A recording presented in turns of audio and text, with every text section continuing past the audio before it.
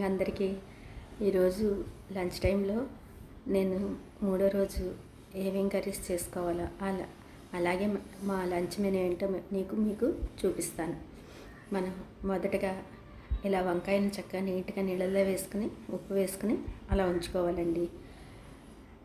ఈరోజు కర్రీ ఏంటంటే వంకాయ మసాలా కర్రీ. అది ఎంత టేస్ట్ ఎంత బాగుంటుందో మీరే చూడండి. అలాగే పాలకూర పప్పు. ఈ రెండు ఐటమ్స్ తయారు చేసుకుని మా లంచ్ మెనూలో ఎలా చేరుస్తానో మీకు చూపించి లంచ్ మెనూ ఎలా ఉందో కూడా మీకు చేసి చూపిస్తాను. వీటిలో కావాల్సిన పదార్థాలు ఏమిటంటే మనకి ముఖ్యంగా లవంగాలు ఒక 7 కావాలండి. అవి ఉంటేనే ఈ కర్రీ చేసుకోవాలి. అలాగే వెల్లుల్లిపాయలు ఒక 7 రెబ్బలు, 2 ఉల్లిపాయలు పెద్దవి చిన్న చిన్న ముక్కలుగా కట్ చేసుకోవాలి. ఒక అరకప్పు కారం, ఒక అర స్పూను అల్లం పేస్టు, జీడిపప్పు, ఉప్పు. మొదట మనం లవంగాలు, కారం, అల్లం పేస్టు, జీడిపప్పు, ఉప్పు వేసుకుని మిక్సీ పట్టుకున్నాక అప్పుడు ఉల్లిపాయలు చేర్చుకోవాలి. ఇవి మీరు గమనించండి. ఈ కూరకి మసాలా ఎంతో ముఖ్యము. ఏమేమిటో మళ్ళీ ఒక్కసారి చెప్తాను. ఉల్లిపాయ మొదట మనం ఉప్పు, కారం, లవంగాలు, జీడిపప్పు, అల్లం వీటిని చేర్చుకుని ముందు మెత్తగా గ్రైండ్ చేసుకుని అప్పుడు ఉల్లిపాయలు యాడ్ చేసుకోవాలి. అలా యాడ్ చేసుకున్నాక మనం వంకాయల్లో ఈ మిశ్రమాన్ని నింపుకోవాలి. ఇప్పుడు మీకు పప్పుకి పాలకూర పప్పు ఈజీగా ఎలా తయారు చేసుకోవాలో చూపిస్తాను. పాలకూర 1 కప్పు. అలాగే మనం పప్పు ముందుగా 2 విజిల్స్ వచ్చే వరకు ఉడికించుకుని మెత్తటి పప్పు తయారు చేసుకోవాలి. అలాగే చింతపండు గుజ్జు. ఈలోపు మనం వంకాయలని ఇలాగా వంకాయ గ్రైండ్ చేసిన మసాలాని ఇలా వంకాయల్లో నింపుకుని చక్కగా గుత్తుల్లాగా ఇలా పేర్చుకోవాలి. ఇలా పేర్చుకున్నాక మనకి మిక్సీలో కొద్దిగా వాటర్ పోసి ఈ వాటర్ని చక్కగా కాయల మీద మనం చేర్చుకోవాలి. ఇలా చేర్చుకున్నాక దీనిలో చక్కగా కొద్దిగా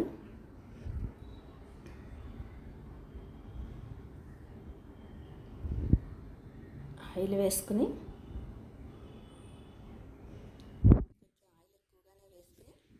చక్కగా కుక్కర్లో అయినా ఓవెన్లో అయితే 10 మినిట్స్ ఉంచుకోవాలి. కుక్కర్లో అయితే 1 విజిల్ అయితే సరిపోతుందండి. మనకి ఎంతో రుచికరమైన వంకాయ మసాలా కర్రీ మనకి సిద్ధమవుతుంది. ఇప్పుడు ఓవెన్లో పెట్టడం ఎలాగో మీకు చూపిస్తున్నాను చూడండి.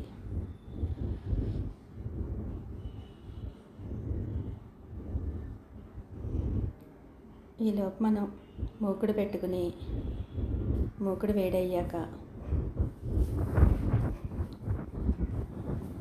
మూకుడులో ఆయిల్ వేసుకుని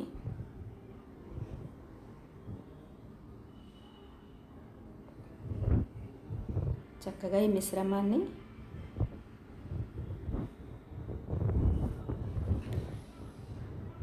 మిశ్రమాన్ని ఓవెన్లో పెట్టుకుని 10 మినిట్స్ మనం సెట్ చేసుకుని ఆన్ చేసుకోవాలి. 10 మినిట్స్ అవగానే మనకి కూర ఎంతో రుచికరమైన కూర రెడీ అవుతుంది.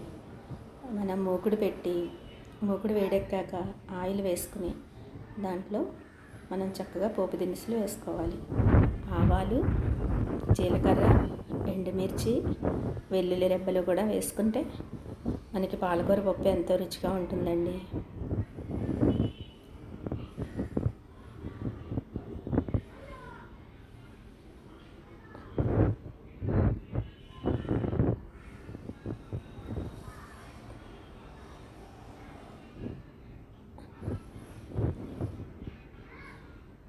ఈ వంకాయ మసాలా కూర మనం లవంగాలు వాడడం వలన మంచి టేస్ట్ వస్తుందండి. మంచి సువాసనతో చాలా బాగుంటుంది.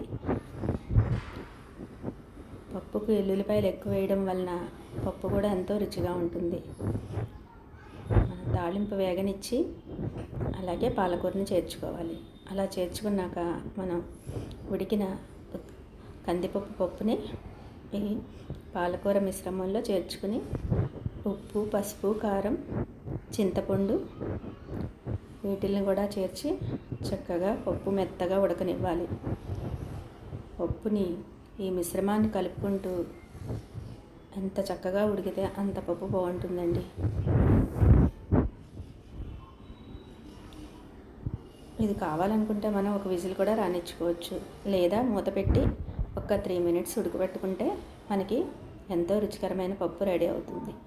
కొద్దిగా వాటర్ చేర్చుకొని మనం ఉడికించుకుంటే ఎంతో రుచికరమైన పప్పు రెడీ అవుతుంది.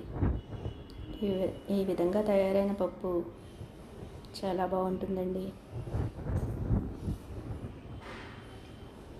ఈ ఛానల్ కనుక మీకు నచ్చితే లైక్, షేర్, సబ్స్క్రైబ్ చేయడం మాత్రం మర్చిపోవద్దు. ఈ విధంగా మనం తయారు చేసుకున్న పప్పు, అలాగే వంకాయ మసాలా కూర, నెయ్యి, పెరుగు, పుట్నాల పొడి, అలాగే దబ్బకాయ పచ్చడి, వీటితో మా మెనూ ఎలా ఉందండి? మీకు నచ్చిందా? నచ్చితే కనుక లైక్, షేర్, కామెంట్ చేయడం మాత్రం మర్చిపోవద్దు. అలా ఎంతో రుచికరమైన వంటకాలన్నీ మనం ఇంట్లోనే చేసుకుంటే మనకి ఎంతో ఆరోగ్యంగా ఉంటుంది. మనం హాస్పిటల్స్కి ఎక్కువ బిల్స్ కట్టక్కర్లేదండి. కాబట్టి ప్రతి ఒక్కళ్ళు ఇంట్లోనే తయారు చేసుకోండి. మీరు కూడా ఈ వంకాయ మసాలా కర్రీ తయారు చేసి ఎలా వచ్చిందో నాకు కామెంట్స్లో చెప్పండి. లైక్, షేర్, కామెంట్ మాత్రం మర్చిపోవద్దు. Thank you.